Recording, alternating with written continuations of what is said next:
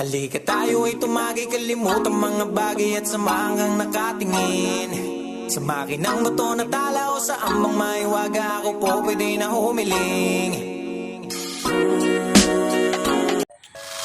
So bad day mga kalapatids, kasi nga yung ating mga wife mga kalapatids na tinuturuan is ubos mga kalapatids. At yun nga kinain nga ng ng musang. At di ko alam kung anong tawag dun sa ibang mga kalapatids. At yun, ipapakita ko dun sa inyo mga kalapatids yung kumain sa mga ibon natin. 2,000 years later.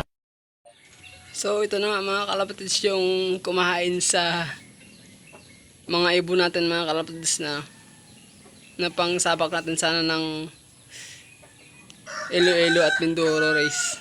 So yun nga, siya ang umubos lahat mga kalapatids.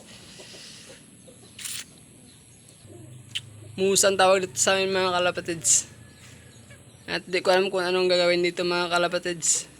At comment na lang kayo mga kalapatids kung anong pwedeng gawin dito.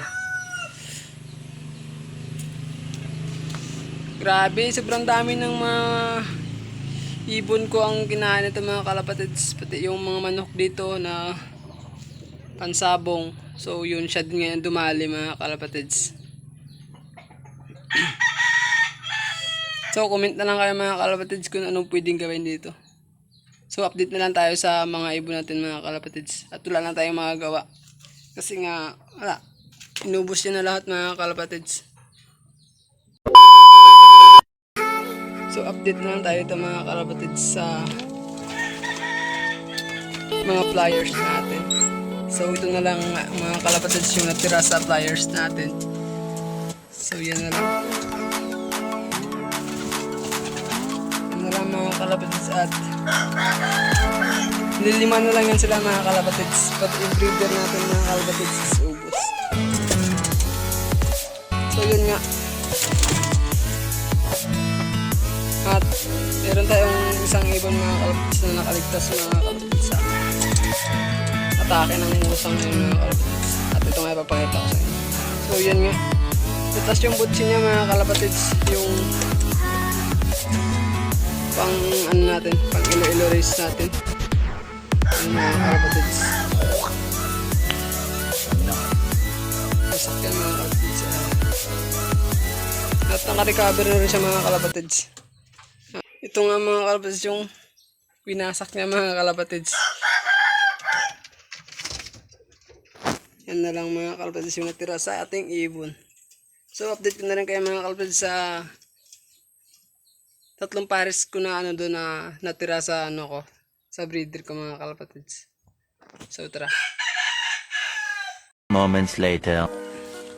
Hindi ko talaga alam mga kalapatids at kung sasali pa ba tayo sa sa race mga kalapatids. So yun, ito nga yung natira nating mga breeders mga kalapatids. So tingnan natin. So ito nga mga kalapatids at panibagong pair na naman mga kalapatids.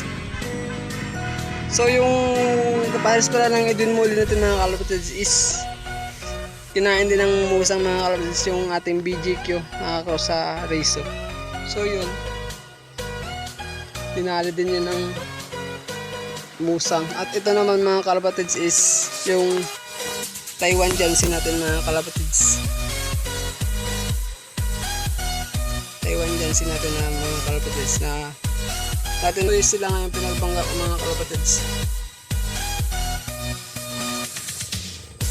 At di ko alam mga kalapatids kung pagpatuloy ko pa ba ito kasi nga yun, kasaklap talaga mga kalapatids.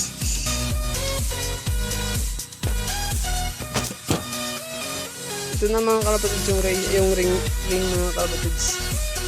So yun nga, yung sinuksukan natin ng super set is nadali ng mga kalapatids.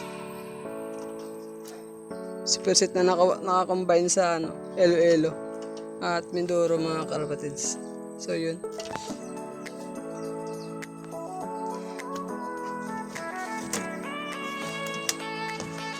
At update ko na rin kayo dito mga kalapatids.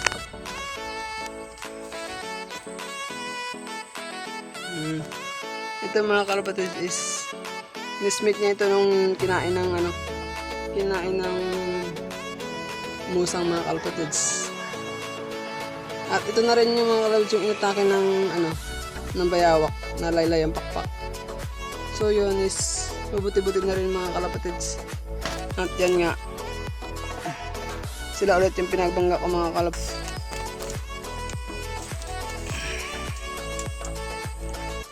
Yan, ito na mga kalapatids.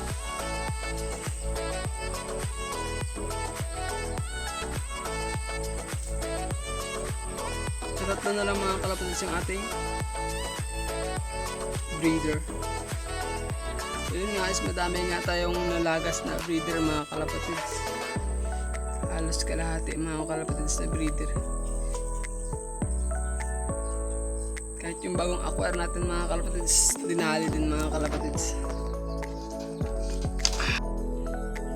Na mga kalapatids no, at nakakapanghina lang talaga mga kalapatids.